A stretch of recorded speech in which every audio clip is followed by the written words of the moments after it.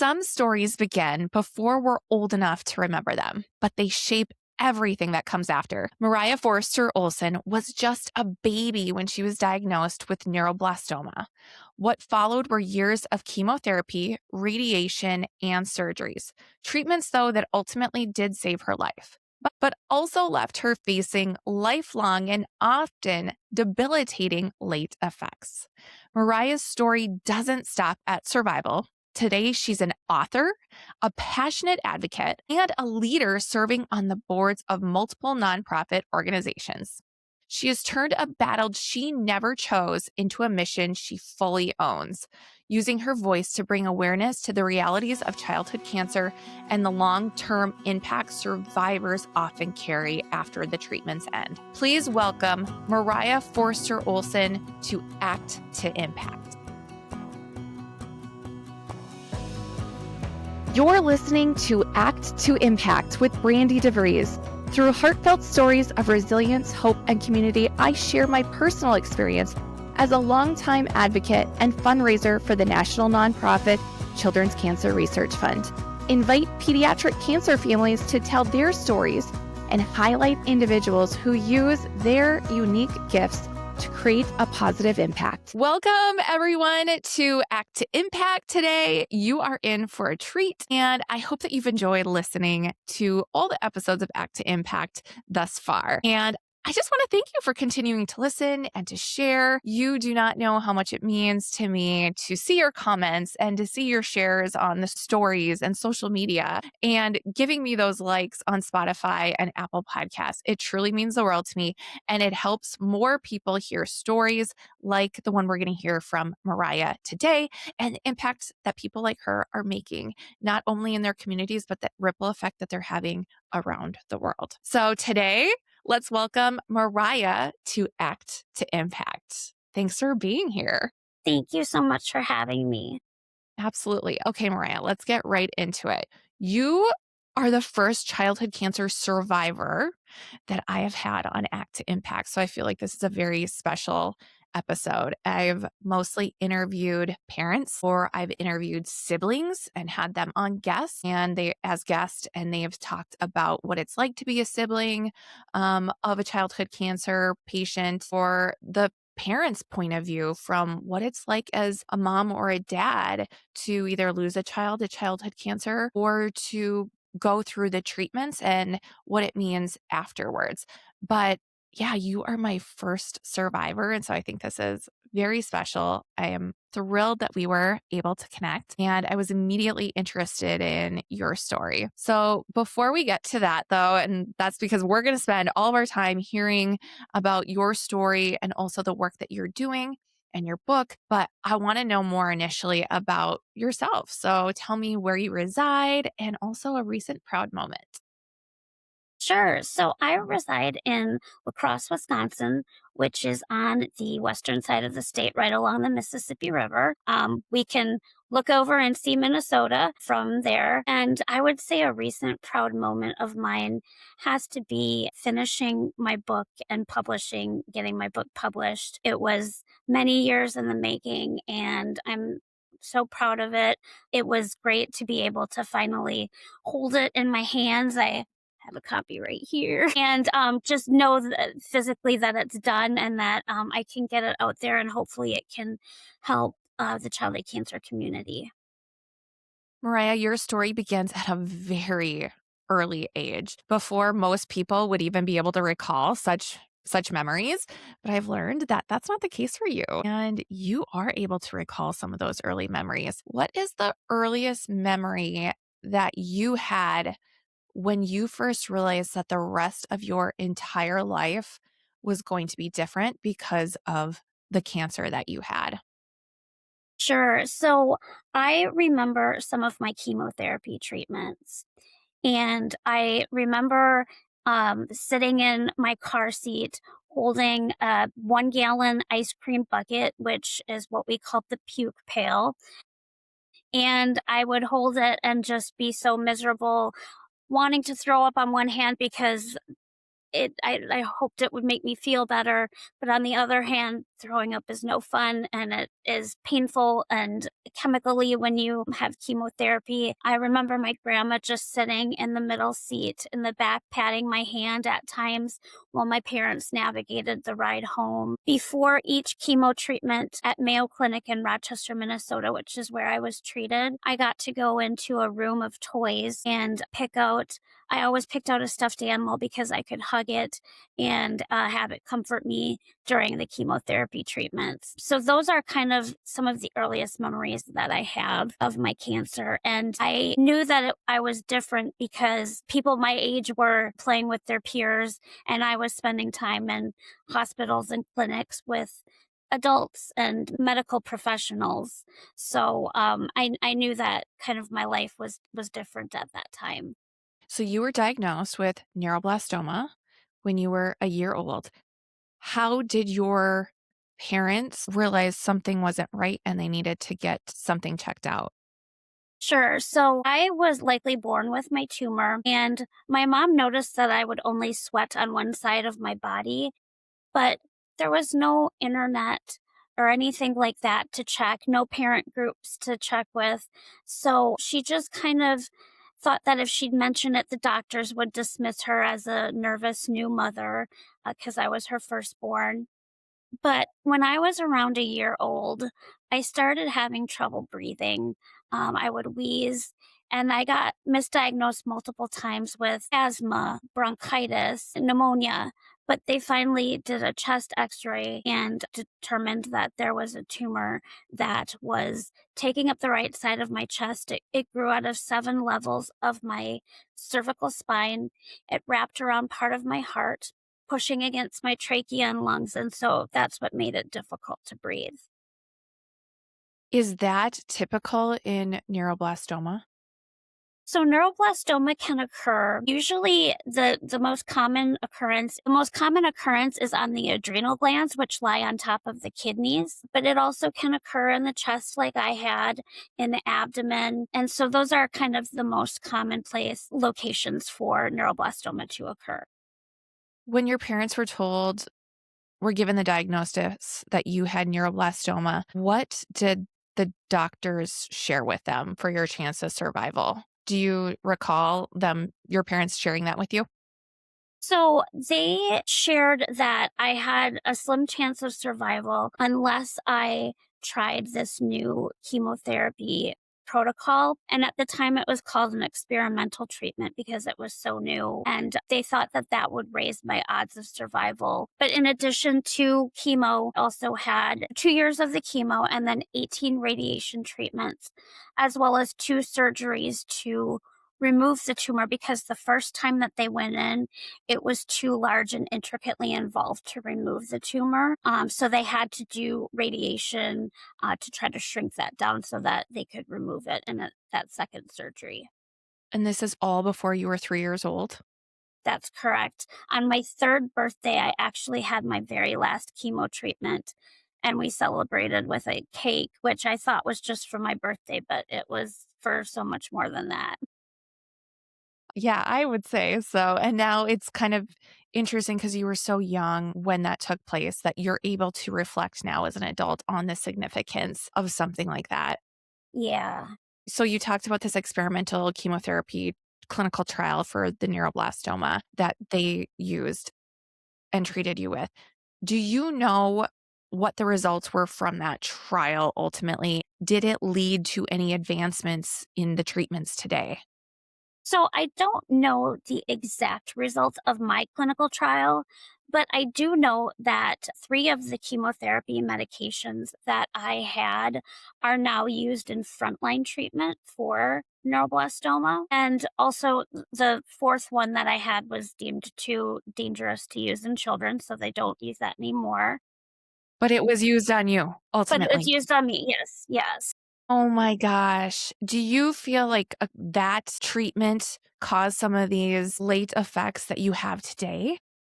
I think it was a combination of everything. It's hard to pinpoint which thing caused what. And the other chemotherapy medications that I had cause a lot of the late effects that I have as well. But I don't ultimately know the results of that, of having that one medication that's too dangerous.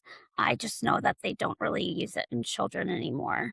Okay. Do you mind sharing some of the late effects that you experienced today? Sure. So one of the major things that I had was extreme severe scoliosis because of the radiation to the spine. And so I wore a back brace for 5 years, but ultimately I needed multiple spinal fusion surgeries, and I'm completely fused from the neck all the way down to the sacrum. As a result of all of the stuff done to my back, I have severe, excruciating, chronic pain. It's bone, muscle, and nerve pain throughout my back and my cancer scar. I also have kidney disease, I have adrenal insufficiency disease, thyroid disease, migraines, multiple GI issues, and I could continue, but it's kind of a laundry list of things. I am so sorry to hear that, but you're here today, though. You Exactly. survived. Yep, exactly. What do you attribute maybe even like surviving neuroblastoma to? But also, how do you keep going today with these late effects that you're experiencing? Like you're still living life. You just told me that you are playing oboe in the orchestra in lacrosse. So Yes. talk to me about that. Yeah, so I oboe playing is one of the things that I do to help me get through life, to get my emotions out. But I think that what helped me get through my treatments and through life is that I had a wonderful family. We're super close. I have a younger brother and then my two parents, and my parents raised me on hope, optimism, and positivity. And at the time, it would get kind of annoying when they would talk about it. But now I'm so glad that they did that. They talked about Norman Vincent Peale's The Power of Positive Thinking. And so that was a big thing that I attribute to getting through life and trying to remain optimistic and happy and continue going.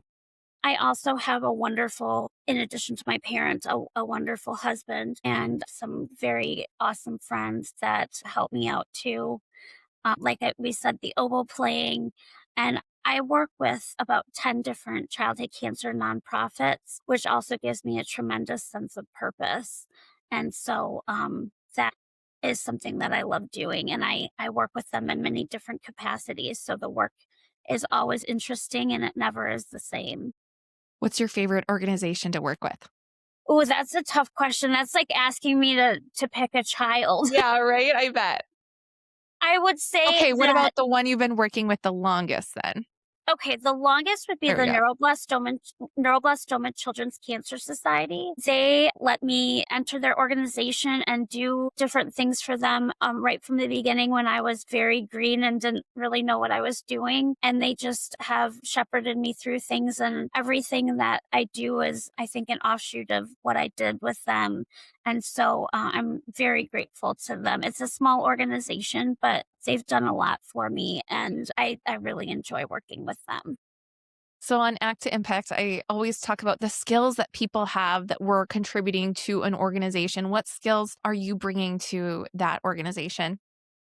So I have an MBA, um, and I think that that helps me with working with that organization. But I also think that just my experiences and being a sympathetic, empathetic person helps me a lot as well.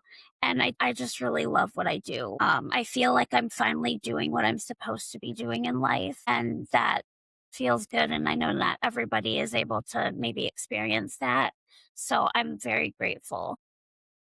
I bet they are so thrilled to have you as part of their organization too. When people think about survivorship, they probably think that the battle is over then, right? But Sure. that's not the experience that you've had. So, what does survivorship look like for you every single day? So I like to say that childhood cancer occurs during childhood. but it affects you for the rest of your life. Children have to get especially toxic treatments in order to overcome their cancers because they are growing. So, as an adult, survivorship is still a huge deal to me. Every day I have chronic back pain. It's severe. It's there all the time. So I have to deal with that. And I have, like we talked about, a slew of medical conditions. We counted them up and there's around about 100 of them. I've had 52 surgeries and I walk with a cane and use a wheelchair for longer distances. So, I typically am at home. I get to lay on the couch and work on my laptop with my nonprofits, and most of my meetings are virtual. I have a lot of doctor appointments, and it sometimes is difficult to get through the day. But again, I try to focus on that hope and positivity and the silver lining of any situation. So I usually am doing some type of work with the childhood cancer nonprofits, but I do require some rest as well. And when I rest, my cat usually lays on top of me so I can't work, which is a good thing for me.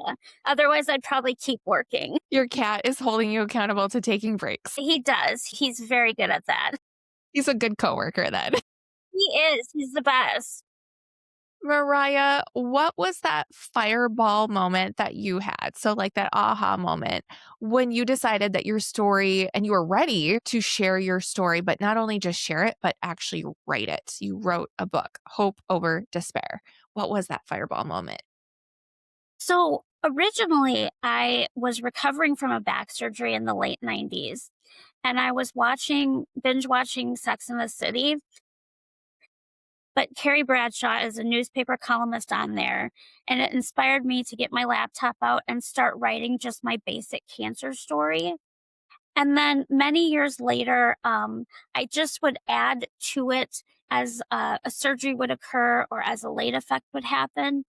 But the aha moment happened when I appeared on a podcast called Help and Hope Happen Here. Mark Levine is the host, and he made it his mission to find me a publisher.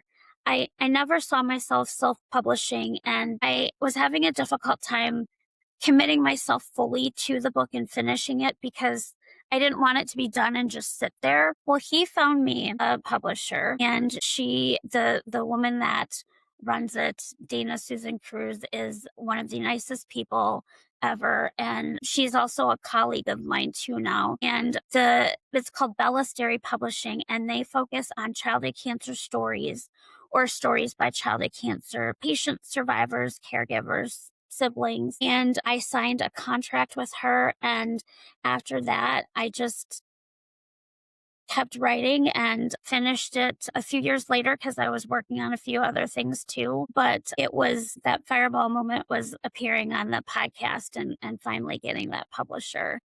A simple connection with some encouragement, it sounds like. Yes.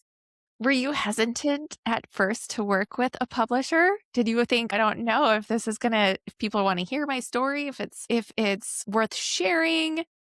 Did any doubt ever cross your mind?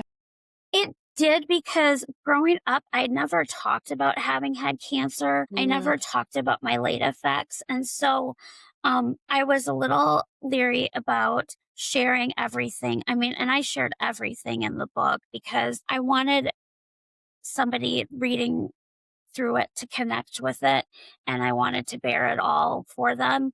So that was kind of my hesitancy. But right from the start, working with Dana Sue was unlike any other publishing company. She wanted me to have my own voice. We worked together on everything. And so I didn't have many hesitations working with her. In fact, I was really happy to do so because, again, with self publishing, you have to do so much on your own. And I just didn't know what to do or how to do it. So it was a huge blessing. Plus, I work with her and Bold Together, which is the childhood cancer initiative for the American Cancer Society. And then I'm also on the Bellasterry Foundation board, and I've been editing some of the books too. So we're working together. That's amazing that that's come out of it. Yeah. So when you were pulling at some of those moments that you said were a little bit more bearing, what Mhm. was probably the hardest thing that you had to confront to write and talk about those moments?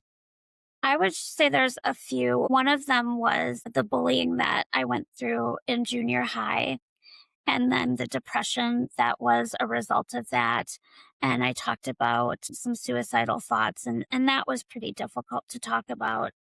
And then the other thing that was difficult to write about and relive was not being able to have children, the infertility, and then also as just having all the medical conditions that I do, I couldn't have children as a result of that. We talked about adopting, but with all my medical conditions, my husband has to take care of me quite a bit, and we didn't want a child to have to feel like they had to take care of me too, and I wanted to be an active parent. So that was difficult to relive and write about, but I knew that it was important to talk about because so many childhood cancer survivors face infertility issues. Yeah. Somebody reading that part of the book, what do you hope that they are able to take away from it? I hope that they can connect with something in there and know that they're not alone, and that it's there's different ways that you can have families. I know that there's adoption and fostering, but I'm also talking about being a fur parent is one of them, which is what my husband and I do. But also we've got a niece that we love and who comes over to our house, and we enjoy that. And then there's different children that I've connected with over the years that have been sick, or just different children in my community that we love and support. So there's many different ways of building a family. It doesn't necessarily have to be blood related if you have infertility issues. Do you ever think about the type of person or who you may be today if cancer hadn't been part of your story? I don't really, because I just, ever since I can remember, it's been a part of my story. Sometimes I think about, what may have happened if some of the late effects didn't occur, but Mhm. neuroblastoma has always been a part of my life. And like I said, I like to look at the silver lining of it. And I've gotten a bit out of it, which is kind of maybe funny to say or hear. Again, I like to focus on that and not really look back and think about what could be. There are so many leadership roles that you've talked about that you are working with throughout the childhood cancer space. When you're doing that, what gap are you trying to close? I think in a way, I'm trying to close a gap for myself personally. It was really difficult growing up. There wasn't any peer groups. I didn't know any childhood cancer survivors. What I connected with was there was a book by Irma Bombeck about children with cancer and how they used humor to overcome it. And in that book, there was a boy who had the same type of cancer I did and some of the same side effects. And that book meant the world to me. So, working with these childhood cancer nonprofits, I just want to help inspire hope for patients and then help survivors in their survivorship, because there's so many late effects that are faced. And I just want to make a difference and help them. Do you have a story that you can share of somebody that you have connected with, that you have made a difference in their life? So I have, in the Coalition Against Childhood Cancer, I serve as the survivorship lead. And I met two survivors. They're neuroblastoma survivors.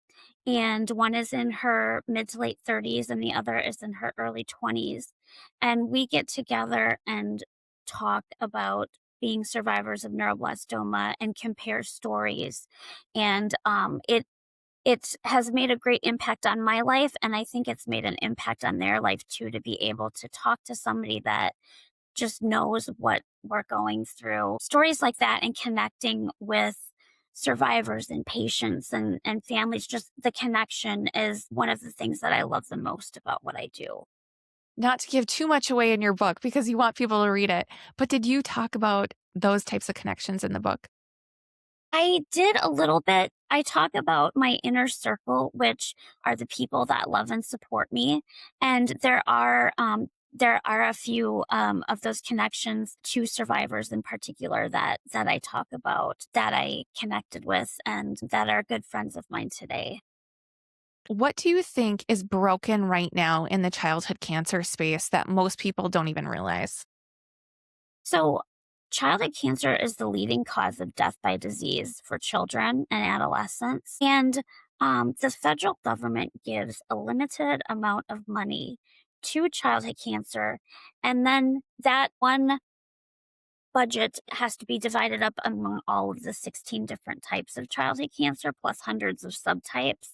So there's not enough money to go around, and it falls to nonprofit organizations and private funders to have to raise that money for research. And I think that most people are not aware of that. Some people are not even aware of the fact that children get cancer and that there's multiple types of cancers they can get. So I think that's a big broken part of the system at this point. We also are using archaic chemotherapies like the ones that I had 45 years ago.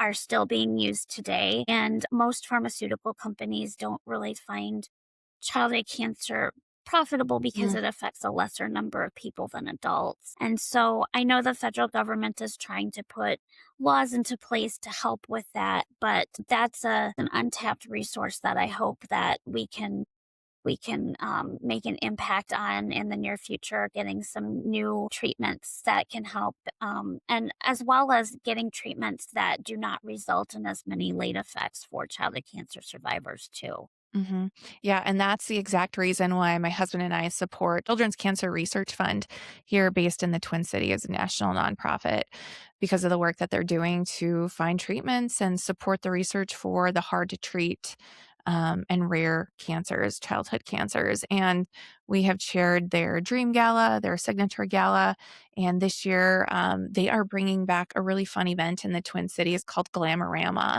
which is all about, like, bringing kind of the showcasing bold, like, runway looks and fashion and pairing that with the bold for funding these childhood cancer treatments. So I'm excited to serve on that committee. And that event this year is May 15th in the Twin Cities. That takes place at a theater in downtown Minneapolis. So really That sounds like excited to a be fun part of that. event. It is. It's been a number of years since it's been in the Twin Cities.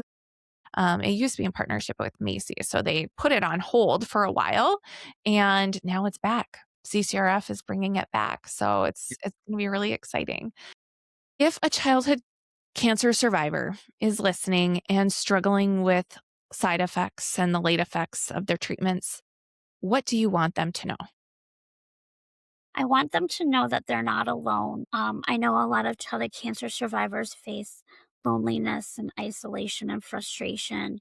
And there are people and organizations that want to help. In fact, with the Coalition Against Childhood Cancer, we developed two programs to help with that. One is called the CAC2 Survivorship Toolkit, which is over 1,000 resources, educational resources for childhood cancer survivors in 6 different categories that address the challenges and issues that they face. And then we also have, it's called Better Together, and it's a database or directory of organizations that offer program services and assistance to survivors. And that those two programs mean a lot to me. They're for survivors, caregivers, siblings, the professionals that work with them. And so those two programs I co-developed and I lead at this point. And they, like I said, they mean a lot to me. And I think that they can really help survivors. I hope that they can take advantage of them and use them. But I want them to know they're not alone. I also want them to know that they're unique and that uniqueness should be celebrated. And there's different ways that you can connect with the childhood cancer community. There's peer groups, there's organizations that you can get together in person or online to talk. So there's a lot of resources that are available. You just need to know where to look, know who to ask, and just be a little vulnerable and reach out. Where can people find your book, Mariah? So my book is available on both Amazon and Barnes and Noble. It's in paperback, hardcover, and an ebook. Are you Yes. going to be doing any book signings? I have done some book signings. I'd love to do more. If anybody would like to do a book signing, they can contact me though. My website is www.hopeoverdespair.com.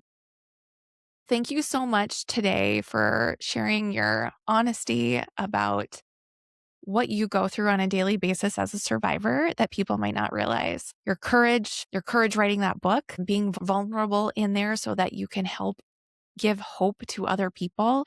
And just thank you for continuing to do the work that you're doing in the childhood cancer community. I'm truly grateful that you are here with me today. Thank you so much for having me and for the kind things that you just said. You've been listening to Act to Impact with Brandi DeVries. If this show ignited your fire and inspired you to take action to make an impact, please share this episode with a friend, leave a 5-star review, or write a review to let others know how the show impacted you. I can't wait to see the action you are taking to make an impact, and I'd love for you to share that with our community. Go ahead and tag me on social media as you are out making an impact in the world. Do you have a story to share and want to be a guest on Act to Impact? I'd love to connect